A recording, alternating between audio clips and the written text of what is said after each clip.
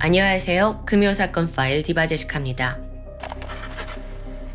한국에 있는 공주교도소는 조선시대에 설립된 이래 현재까지 긴 역사를 유지하고 있습니다. 이곳에선 형이 확정된 수용자뿐만 아니라 1심 재판 중인 미결 수용자까지 함께 관리하는데요. 여기서 잠깐 한국의 교정 시스템에 대해서 살펴볼까요? 감옥에는 나름의 등급이 있습니다. S1부터 S4로 구분이 되는데 숫자가 올라갈수록 엄격한 보안이 필요하죠. 먼저 S1은 개방교도소인데요. 교도관의 직접적인 감독이 없어도 되는 재범 가능성이 좀 낮은 모범수나 형 말기의 재소자가 생활을 합니다. 대표적으로는 천안교도소가 있고요.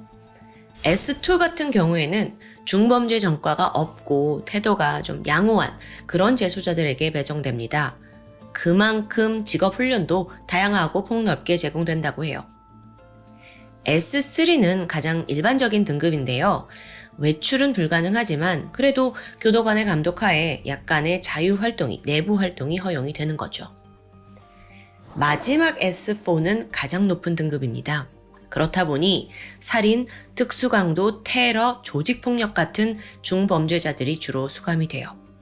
그만큼 무기수와 사형수 대부분 이곳에 머물고 있고요. 외출, 접견, 운동까지 모두 강력히 제한되는데 한국에서는 청송교도소라고 볼 수 있습니다. 이 중 공주교도소는 S3에 해당합니다. 그러다 지난 2020년 코로나가 전 세계를 강타했을 때 불가피하게 재판 일정들이 많이 연기됐잖아요. 그러면서 대거 미결 수용자들이 공주교도소로 몰리게 되죠. 근데 여기가 정원이 500명에 불과해요. 청주나 서울 남부교도소가 1,500명에서 2,000명을 수용하는 것에 비교해 다소 작은 규모입니다. 그때 갑작스럽게 많은 수감자들이 들어오면서 정원의 130%를 초과할 정도로 과밀화가 심각했습니다. 이러면 사실 좀 위험해질 수도 있고 또 그 덕에 그 수감자들의 운동, 여러 외부 활동이 극히 제한이 되었죠. 그러니까 다들 대부분 시간을 방 안에서만 보냈고요. 또 그렇다 보니 수시로 크고 작은 충돌이 발생하고 있던 상황이었습니다. 지난 2021년 9월 7일 42살의 박상수가 공주교도소 7번 방에 배치됩니다. 그의 제목은 보이스피싱이었어요. 징역 1년 2개월을 선고받았고요. 이 7번 방의 방장은 무기수였던 26살 이 씨였습니다. 꽤 젊은 사람이죠. 보통 방장이라고 하면 관리자 역할이에요. 주로 가장 오래 생활한 재소자가 맡거나 혹은 무기수가 담당한다고 합니다. 이들은 신입에게 규율을 가르쳐주고 내부 분쟁을 조정하는 일을 주로 하는데 쉽게 말해 방내 서열 일이라고 볼 수 있어요. 그런데 사실 공주교도소 내 이 씨의 지위는 막강했습니다. 이 사람이 키가 177cm에 굉장히 다부진 체격을 가졌어요. 권투를 오랫동안 익힌 사람입니다. 게다가 이 건물에서 유일한 무기수였던 거예요. 그러니까 거의 대장급인 거죠? 교도관들의 주의가 필요한 인물이고요. 그러다 2달 후인 11월 19일 이 방에 27살 A씨와 19살 B씨가 추가로 배정됩니다. 보니까 A는 사기와 공문서 위조, 전자금융거래법 위반으로 징역 3년을 선고받았어요. 근데 이미 다른 감옥에서 재수자 폭행해서 여러 교도소를 전전했더라고요. B 또한 폭력성이 강한 죄수였는데요. 자기가 권한 술을 친구가 마시지 않았다라는 이유로 칼을 배로 찌르고 맥주컵으로 뒤통수를 가격했습니다. 특수상해죄로 1년을 선고받았고요. 그렇게 두 사람이 7번 방에 합류하게 된 거죠. 그러다 불과 한 달 만인 12월 21일 밤, 이 7번 방에서 큰 소란이 일어납니다. 앞서 보이스피싱으로 이 방에 온 지 3개월째였던 박상수 씨가 호흡 곤란으로 의식을 잃은 겁니다. 이때 A가 심폐소생술을 했고 방장 이 씨는 팔과 다리를 연신 주물렀어요. 동시에 B는 비상벨 눌러서 교도관을 호출했고요. 잠시 후 박상수는 공주의료원으로 이송이 됩니다. 하지만 결국 사망하고 말아요. 교도소 측은 가족들에게 유감을 표하면서 호흡곤란으로 사망했다고 설명했어요. 하지만 시신을 확인한 유족들의 생각은 완전히 달랐습니다. 박 씨의 온몸에는 멍과 타박상이 보였어요. 얼굴조차 맞아서 퉁퉁 부어 있었고요. 뒤통수와 귀 쪽에 딱지가 보입니다. 그래서 유족이 부검을 요청하는데 그 결과 명백히 폭행에 의한 사망이라고 진단이 나와요. 특히나 가슴 부위에 큰 타격을 받아서 갈비뼈가 부러졌어요.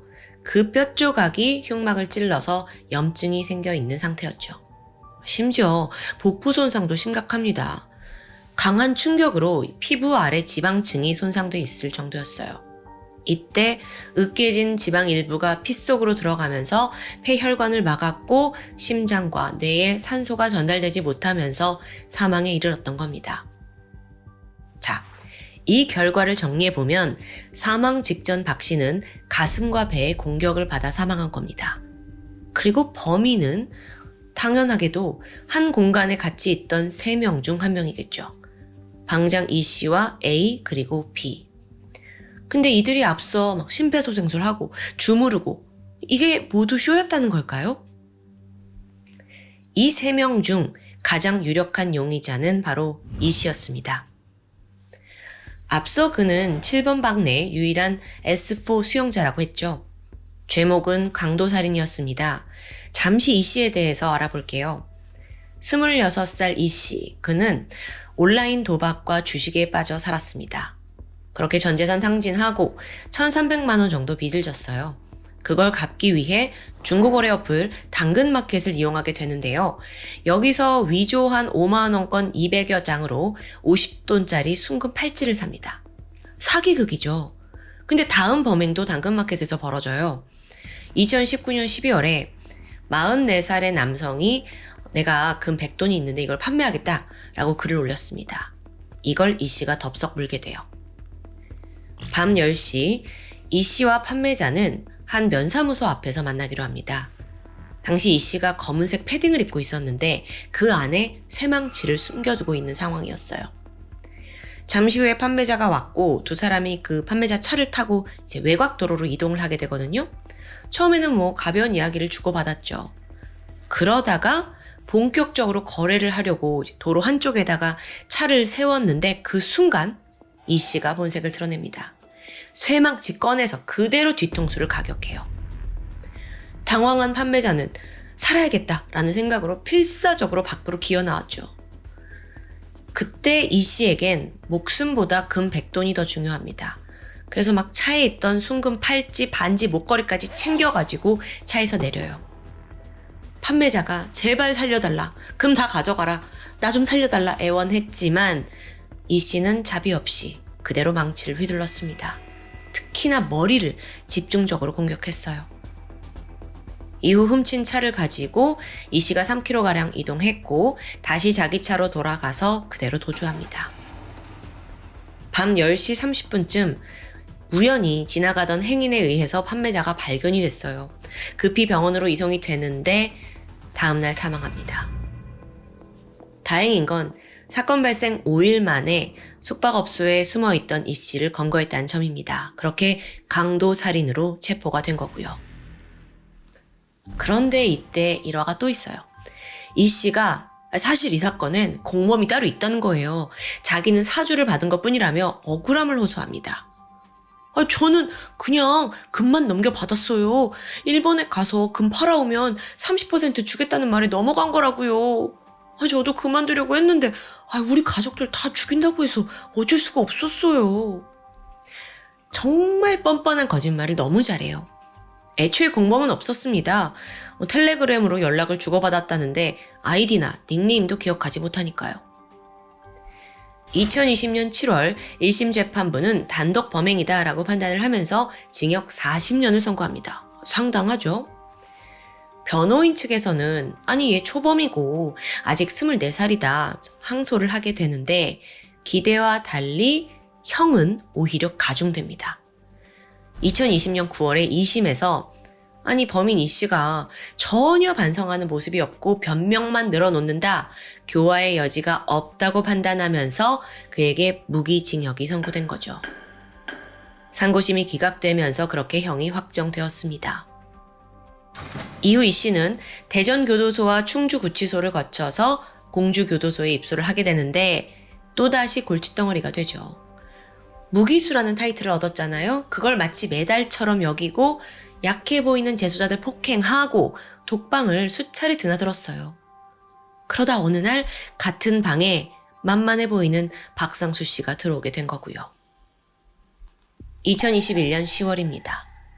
야 박상수, 네가 이제 설거지 당번이야. 아이씨 말 안 들어? 자기만의 규율을 만들어서 박 씨를 괴롭히기 시작해요. 조금이라도 어길 때는 사정없이 뺨을 때렸고요.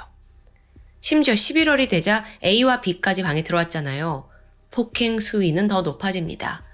이들이 3인 1조로 행동하면서 교도관 눈을 요리조리 피했고 막 망을 봐요. 그리고 박 씨를 무자비하게 폭행하는 거예요. 그럼 그 이유가 뭐냐? 이유는 없어요. 그냥 심심풀이 하나의 놀이일 뿐입니다. 매일같이 주먹과 발로 머리, 복부, 엉덩이를 때렸습니다. 어느 날은 박 씨의 허벅지 안쪽을 뾰족한 펜으로 찔러요. 이건 뭐 아무것도 아니에요. 어떤 날은 바지를 벗기고 빨래집게로 그 중요 부위를 잡아서 막 비틀기도 해요. 방 안에 비치된 기본 물품은 모두 흉기가 될 수 있는 거예요. 심지어 뜨거운 물이 담긴 병을 머리에 올려서 화상을 입힌 적도 있고요. 그러다 12월 4일에는 방장 이 씨의 심기를 건드렸다는 이유로 박 씨가 작은 화장실로, 구석에 있는 그 작은 화장실로 끌려갑니다. 그리고 이 씨가 교도관들 몰래 챙겨둔 잡지를 말아서 몽둥이를 만들어놨는데 이걸로 또 폭행하는 거죠. 뿐만 아니라 눈을 가격하고 양팔을 꺾고 가학행위가 끊이지 않았습니다.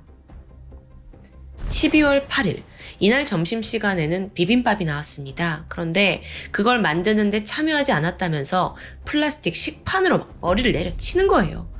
그게 부러졌어요. 그때까지 폭행을 계속해요. 뿐만 아니라 그 부러진 파편이 나오잖아요. 그걸로 막 찌르려고 위협합니다.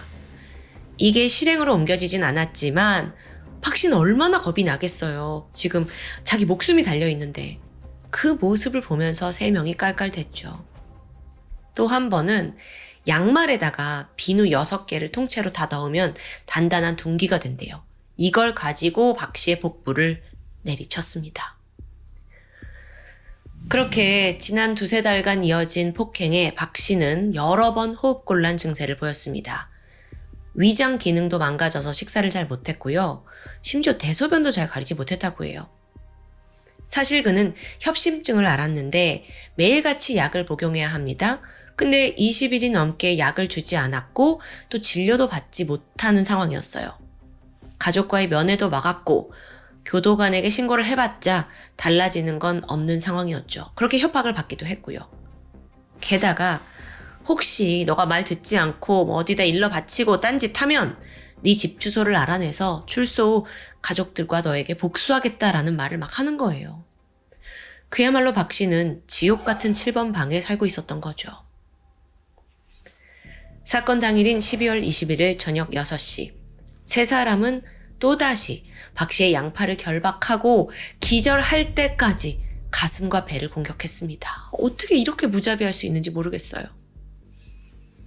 그러다 저녁 9시 반쯤 박 씨가 설거지를 마치고 화장실을 다녀왔거든요. 근데 평소보다 호흡이 굉장히 거칠고 제대로 걷지도 못하더라고요. 그러다가 이 씨가 어이 박씨! 하고 부르게 되는데 이걸 듣지 못해요.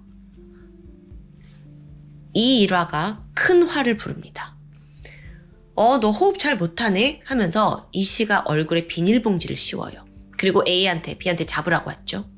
이때 A가 몸 위에 올라가서 복부를 깔고 앉게 됩니다. 그리고 B는 복도에 거울을 비추면서 망을 섰고요. 박 씨가 필사적으로 저항을 했는데 이 씨는 어쭈 네가 감히 저항을 해? 하면서 또 얼굴과 가슴을 주먹으로 가격합니다. 그런데 이 순간 박 씨가 부르르 떨면서 경련을 일으켰어요. 그대로 의식을 잃게 된 거죠. 몸을 흔들고 뺨을 쳐도 정신을 차리지 못해요. 순간 이 씨와 2인조는 큰일 났다. 모든 게 들킬 수 있다는 생각에 겁이 났습니다. 그래서 일단 셋이서 방법을 모의하게 돼요. 이때 박 씨는 그대로 방치돼서 방 한켠에서 서서히 죽어가고 있었고요. 머리를 맞댄 세 사람은 자다가 호흡곤란이 온 것처럼 상황을 꾸미기로 그렇게 결정합니다. 밤 10시 박상수 씨 얼굴에 안대와 마스크를 씌우고 이불을 덮어둬요. 그리고 살리기 위해 최선을 다한 것처럼 위장을 하려고 서로 돌아가면서 힘들게 막 40분간 심폐소생술을 한 거죠. 뒤늦게 비상벨 눌러서 교도관을 호출했습니다. 정말 이들의 얄팍한 술수였어요. 전말이 드러났습니다. 사실 부검하면 뻔하게 나오는 결과예요. 그렇게 이 씨와 A, B는 살인, 상습폭행, 특수상해, 특수폭행, 특수강제추행 혐의로 기소됩니다. 2022년 7월에 진행된 1심에서 이 씨의 살인은 명백했습니다. 하지만 A와 B는 나는 저 방장 이 씨의 명령에 어쩔 수 없이 가담한 거다. 근데 폭행에는 가담하지 않았다. 라고 주장을 합니다. 이때 재판부는 박 씨의 죽음에 대해서 이게 살인이 아닌 미필적 고의다라고 인정하게 돼요. 그렇기에 검찰이 사형을 주장하고 있었는데 이건 좀 과하다고 판단을 했죠. 그렇게 이 씨에게는 살인이 명백하니까 무기징역, A와 B는 각각 징역 2년 6개월과 5년을 선고받습니다. 하지만 여러분 아직 끝이 아닙니다.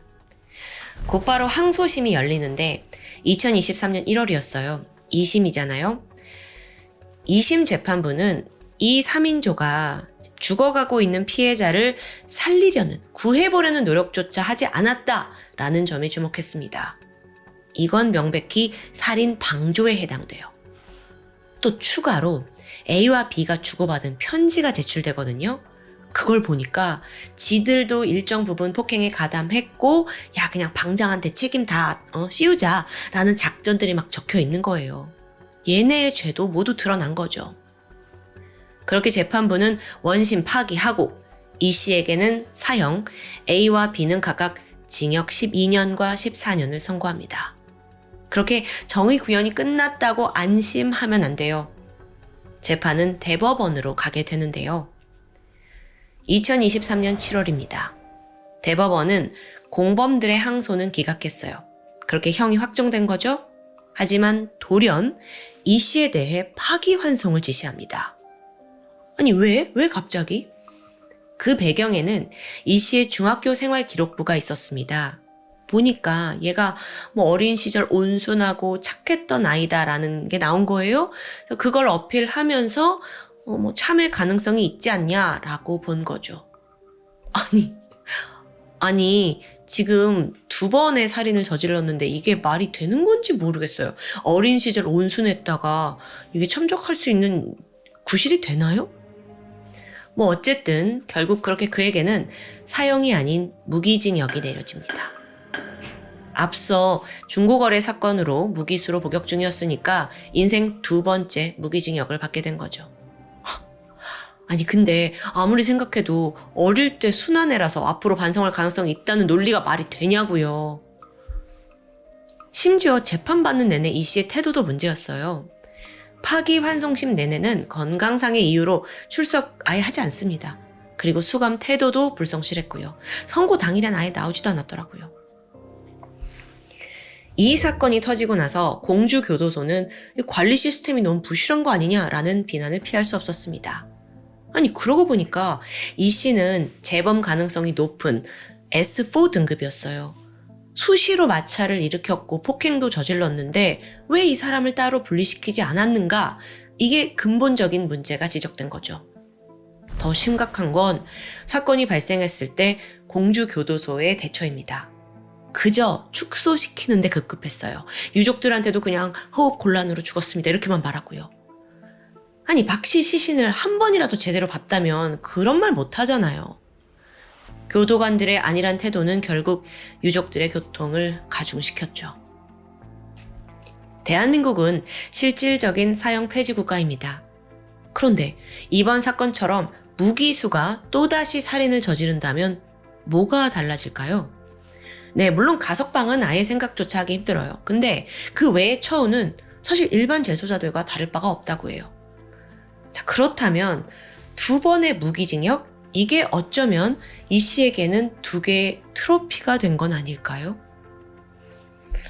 물론 자주 있는 일은 아니겠지만 저렇게 2번이나 무기수가 된 사람을 그대로 둔다는 건 우리 사법 시스템의 허점이 아닌가라는 생각이 들었습니다. 여러분의 의견은 어떠신가요? 지금까지 금요사건 파일 디바제시카였습니다. 안녕하세요. 금요사건 파일 디바제시카입니다. 1994년 9월 20일 대한민국을 뒤흔드는 속보가 뉴스를 통해 전해집니다.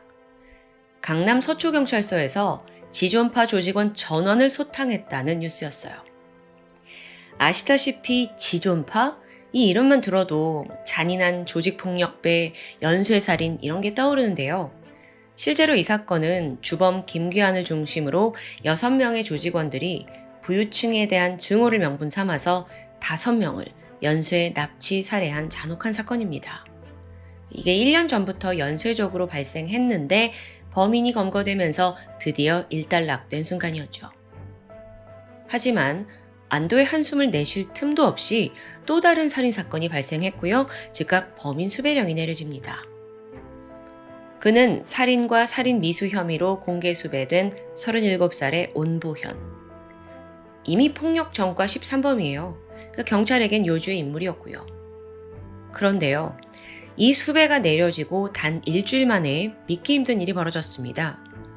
온보현이 스스로 경찰서를 찾아온 거예요. 근데 그의 태도가 아주 가관이었죠. 경찰서 문을 뻥 차고 팔자 걸음으로 당당히 가슴 피고 들어오더니 의기양양하게 소리칩니다. 형사님들 자수하러 왔습니다. 지존파랑 저랑 누가 더 대단한지 비교 좀 해보시죠. 아니 이 사람 도대체 뭐야. 근데 경찰서에 와서도 마치 무용담을 늘어놓듯 자기 범죄를 막 자랑해요. 그것도 지존파를 꼭 집어서 비교 경쟁하는 듯 보이고요. 뭐라고 하냐면 형사님 걔네는 고작 6명이서 5명 죽였잖아요. 근데 저는 혼자서 2명이에요? 누가 봐도 제가 더 센 놈 아닌가요? 저요. 저 꼭 지존파랑 같은 깜빵에 넣어주세요. 와, 이런 예상치 못한 반응에 경찰들도 황당한 듯 그저 넋을 놓고 말았습니다. 그런데 혼란이 여기서 끝이 아니었죠. 온보현이 자백한 범죄, 그러니까 경찰은 살인이 1건인 줄 알았는데 2건이라는 거예요. 게다가 추가로 4건의 살인 미수까지 고백했죠. 경찰도 다 알지 못하던 사건이었습니다. 그래서 뒤늦게 이 실상을 파악하기 위해 수사팀이 꾸려졌고 조사가 들어가요. 이 기가 막힌 전말, 여기에 앞서서 먼저 이 온보현이 누구인지 잠깐 설명이 필요합니다. 일단 전라북도 김제시 금구면 서남리라는 곳은요. 희귀한 성씨인 온씨 집안이 대대손손 집성촌을 이루고 있는 곳입니다. 온보현 역시 여기에서 5남 1녀 중 둘째로 태어났어요. 어린 시절 그는 온순한 성격이었어요. 주변 어른들의 심부름도 곧잘 해주었고 마을 사람들의 사랑을 독차지했다고 하는데요. 근데 가정 내 분위기는 좀 정반대였죠. 아버지는 심각한 알코올 중독자인데다가 술에 취하면 툭하면 아내에게 폭력을 가합니다. 심지어 이 와중에 외도까지 일삼고요. 온보현 역시 가정학대의 영향을 받으면서 점점 성격도 변했고 또 학업과도 멀어졌어요. 결국 그는 중학교도 마치지 못한 채 중퇴를 하고 말았고 후에 학력이 미달되면서 군대도 면제됩니다. 그렇게 21살이 된 온보현은 택시 운전을 시작합니다. 사실 여자친구가 생겼는데 그 데이트 비용이 좀 필요하잖아요. 그걸 마련하기 위해서 일을 잡은 거예요. 그렇게 서울과 전라북도를 오가면서 1년 정도 일하고 있던 중에 서울 쪽에서 교통사고를 내게 됩니다. 그래서 택시회사에서 잘렸죠. 이 일로 벌금형도 받았고 또 여자친구와도 헤어지게 돼요. 한편 그의 아버지는 아들이 24살이 될 때까지도 여전히 변하지 않았습니다. 아내와 자식들에게 폭언, 폭행, 하루가 멀다 하고 이어졌죠. 온보현은 더 이상 견딜 수가 없었고요. 결국 아버지와 다툰 후 내가 다시는 집에 오지 않겠습니다 라는 혈서를 남기고 집을 나옵니다. 이후 그가 향한 곳은 당시의 빈민가였던 서울 수유리 근처였어요. 사실상 그는 제대로 된 기술도 학력도 없었기 때문에 마땅한 직업을 구하기가 쉽지 않습니다. 그래서 그냥 불황자처럼 떠돌았어요. 돈을 벌기 위해서 중장비 회사에 취직도 했지만 이 또한 오래 버티진 못했고요. 이후에 버스 기사도 하고 공사장 막노동도 하고 10년간 여러 직업을 전전하게 되죠. 그런데 어느 날 자기가 이렇게 직장에 적응을 못하잖아요. 그러니까 차라리 내가 직접 장사를 좀 해봐야겠다 결심을 합니다. 그래서 가진 돈을 다 털어서 채소 가게를 열어요. 근데 안타깝게도 이마저도 실패로 돌아갔고 경제적으로 더욱 궁핍해집니다. 그러던 중 1984년 8월 고향에 계시던 어머니가 아버지의 폭력을 이기지 못하고 독약을 마시고 스스로 목숨을 끊었다는 비보를 듣게 됩니다. 이때 온보연은 막 증오가 끓었어요. 아버지가 어머니를 죽음으로 몰고 간 거잖아요. 그래서 그때 이후 10년간 아버지를 포함한 다른 모든 가족들과 절연을 한 채 살아가게 되죠. 시간이 지나서 1994년 8월, 이때가 어머니의 10번째 기일이었습니다. 10년 만에 그가 고향을 찾아와요. 오랜만에 아버지를 딱 마주했는데 반가움보다는 억눌러 왔던 분노가 막 치밀어 올랐죠. 그리고 저 인간을 그냥 저렇게 살려줄 수 없다라는 판단이 들면서 살해 계획을 세우기 시작합니다.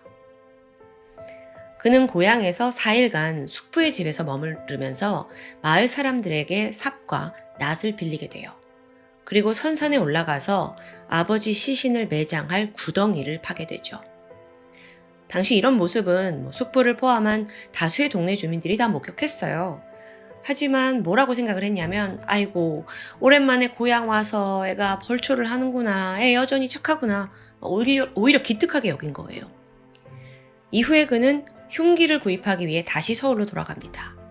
철물점 돌아다니면서 망치, 시너, 테이프 구입했어요. 그런데 이렇게 진행 과정 속에서 문득 온보연의 머릿속에 다른 생각이 들었습니다. 아니, 아버지를 그냥 죽여버리는 건 너무 단순하잖아. 그 인간은 죽음보다 더한 고통을 느껴야 되는데? 그러니까 그냥 아버지를 살해하는 것이 아니라 오히려 그에게 어떤 수치심과 절망감을 안겨주고 싶다라는 생각이 든 거예요. 그러면서 만약 아들이 살인범이라는 사실이 전국적으로 알려지면 아버지는 다시는 이 고향에 발붙이고 못 살겠지? 게다가 아들을 범죄자로 키웠다는 그 죄책감과 수치심 때문에 스스로 목숨을 끊지 않을까? 와, 생각이 이렇게 이제 이어지는데 그런 와중에 이제 범죄를 저지르려고 보니까 자기보다 힘센 사람은 부담스러운 거예요. 그렇게 생각이 더욱더 왜곡된 방향으로 흘러가게 됩니다. 그리고 급기야 자신의 나이와 동일한 38명의 여성들을 죽이기로 결심했어요. 정말 이 모든 건 아버지가 아들에 대한 수치심을 느끼게 하기 위해서였다는데 그게 정말 황당하죠. 범행 방식을 고민하던 그는 과거 택시 운전을 했던 경험이 떠올랐습니다. 생각해보니까 그 서울 도심의 외곽에 있는 택시 회사 차고지 가면 그냥 키가 꽂힌 채 방치되어 있는 택시들이 많아요. 그거면 되겠네. 차를 쉽게 탈취할 수 있는 방법을 찾은 거죠. 게다가 택시를 이용하면 따로 납치 계획을 세울 필요도 없어요. 손님들이 알아서 타니까. 그래서 온보연은 곧장 과거 자신에게 익숙했던 수유리로 갔고요. 한 차고지에서 스텔라 기종 택시를 훔쳤습니다. 여기서 또 미리 준비해둔 다른 회사 차량 번호판으로 바꿔서 위조해요. 그렇게 범죄 행각 서막이 열리게 된 거죠. 첫 번째 범행은 1994년 8월 28일 아침이었습니다. 어디까지 가세요? 위치가 어디였냐면 강동구 암사동 사거리였는데 한 여대생을 태우게 돼요. 학교에 가겠다라는 그 피해자의 의도와는 달리 갑자기 차는 그 반대 방향인 영동고속도로로 향했습니다.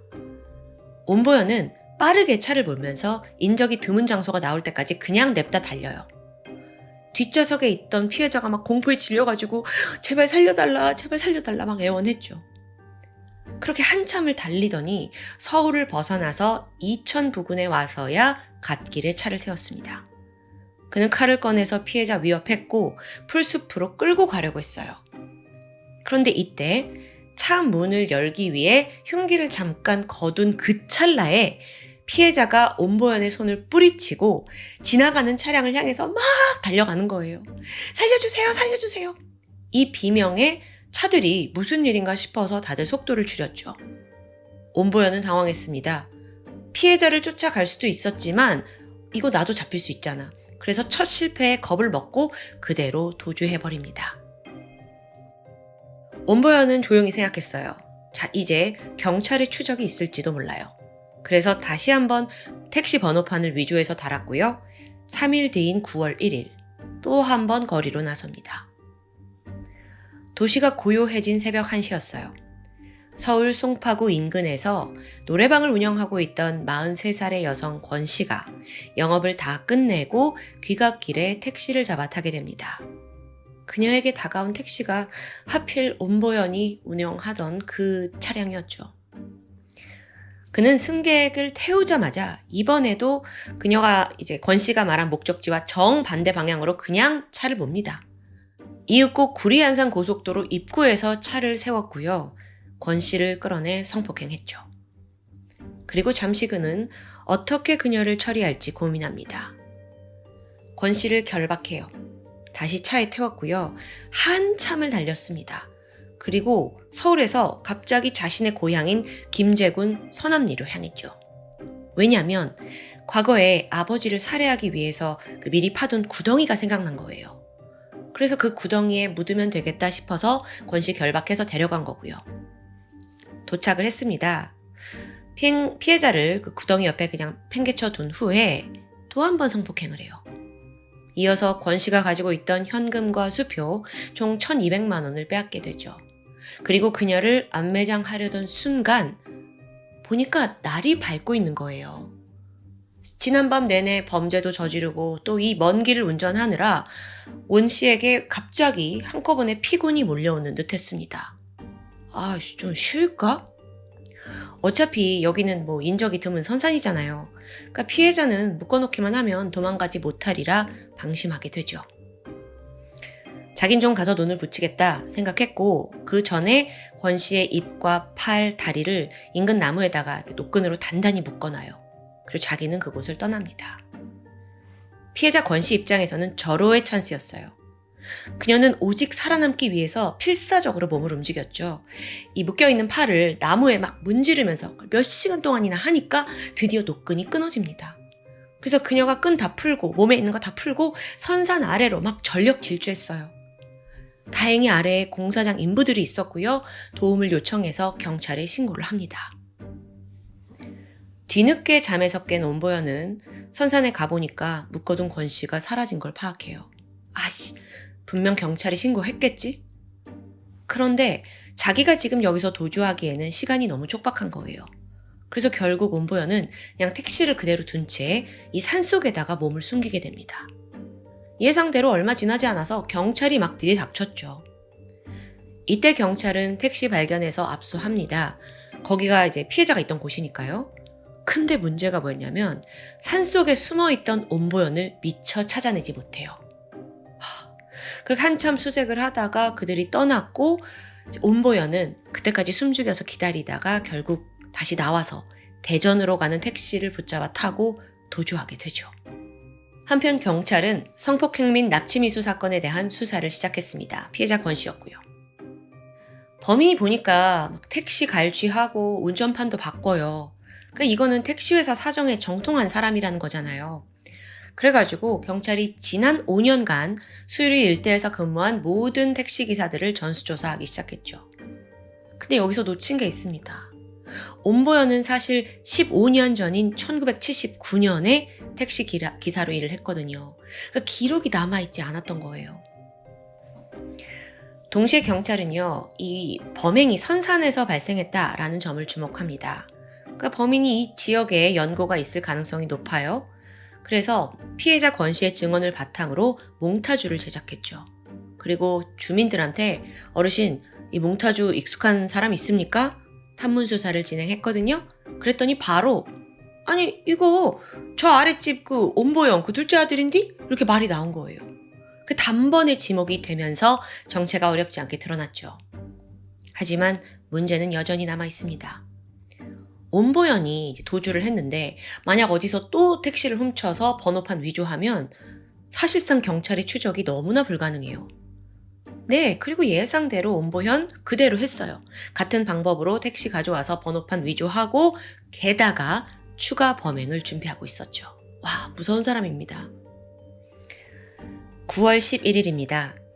온보현이 저녁쯤 돼서 서울 구로구 독산동 부근으로 나갑니다. 그리고 거기에서 21살 호텔 종업원으로 일하던 여성 엄씨를 차에 태우게 돼요.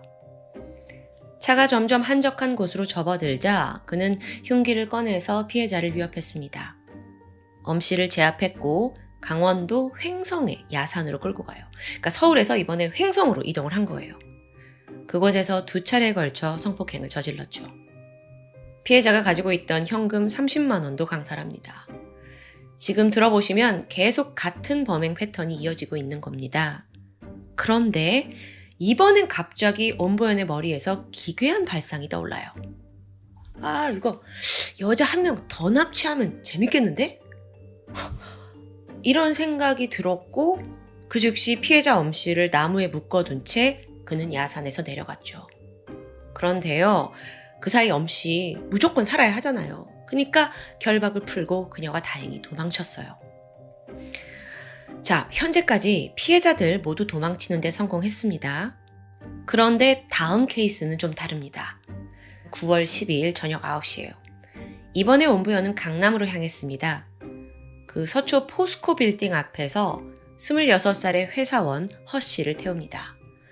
그녀는 결혼을 앞둔 예비 신부였어요. 한참을 태우고 가다가 또 같은 방식으로 흉기 꺼내서 위협했고 그 허 씨의 가방에서 카드와 핸드폰을 챙긴 후에 비밀번호도 알아냅니다. 그리고 곧장 엄 씨를 묶어놨던 강원도 횡성의 야산으로 향해요. 근데 엄 씨는 이미 도망갔잖아요. 그러니까 온보현이 도착해보니 황당한 거예요. 아무도 없으니까. 그러자 그가 빠르게 계획을 수정해요.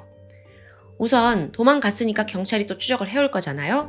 그걸 피하기 위해서 허 씨를 차에 다시 태웠고 이번엔 경기도 신갈 부근 야산으로 끌고 갑니다. 이번에도 성폭행을 시도했지만 다행히 이 필사적인 반항을 하게 되면서 실패로 돌아가죠. 근데 이쯤 되니까 온보현의 분노가 막 머리 끝까지 치밀어 올랐어요. 계속 지금 자기 피해자들 도망가고 있죠. 실패하고 있죠. 막 게다가 지금 성폭행 하려고 했는데 그것도 안 되고 있죠. 그는 그만 이성의 끈을 놓고 말아요. 그는 허 씨 얼굴에 비닐봉지를 씌웠습니다. 그리고 자신의 분노를 뿜어내듯 삽으로 사정없이 내리쳤죠. 결국 그녀는 현장에서 숨을 거두고 마는데요. 이어서 온보현의 범행은 계속됩니다. 그 미리 갈취한 카드 있었잖아요. 그걸 들고 은행으로 가요. 혹시라도 이때 직원이 나타나서 신분을 확인할 수 있지 않을까라는 생각에 그 허 씨의 주민등록증에 자기 사진을 덧붙였대요. 그러니까 아주 허접하긴 한데 이렇게 위조를 한 거예요. 9월 13일 아침 9시에 풍납동에 있는 ATM기에 가서 61만 원을 인출했죠. 한편 허 씨가 연락이 닿지 않자 가족들은 지난밤 실종 신고를 접수했습니다. 그리고 나서 보니까 다음날 아침에 카드 사용 내역이 확인된 거예요. 그래서 경찰이 즉각 그 시간대 CCTV를 분석했죠? 그랬더니 화면에 마스크도 쓰지 않고 그냥 대범하게 돈을 인출해가는 온보현의 얼굴이 찍혀 있습니다. 경찰은 그가 최근에 택시를 이용해서 연쇄적으로 납치를 벌이고 있다라는 걸 직감했고 몽타주와도 일치했고 그렇게 전국에 지명 수배가 내리게 된 거예요. 보면 3번의 실패와 1번의 살인. 이 정도 했으면 멈춰야 하는데 온보현은 정말 구제불능이었어요.